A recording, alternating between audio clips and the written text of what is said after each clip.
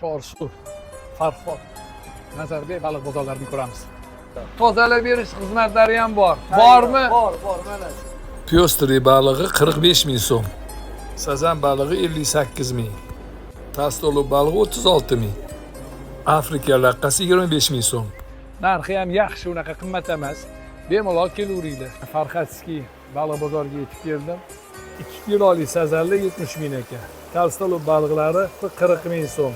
Pyostri 55 ming so'm. 3 kilolik sazan 75 ming so'm. 2 kilolik sazanlar 65 ming so'm. 3 kilolik sudaklar 80 ming so'm.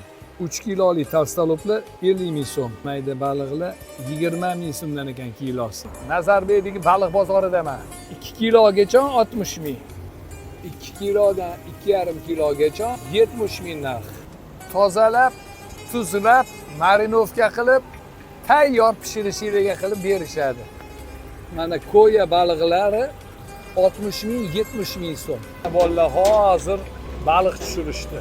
Tavstolov baliqlari 40 ming so'm kilosi, 2-2,5 kilo atrofi vesi. Ish vaqti ertalab 8:30 dan to 10-11 gacha kechki mahal kelaverasizlar. Xayr, sog' bo'ling.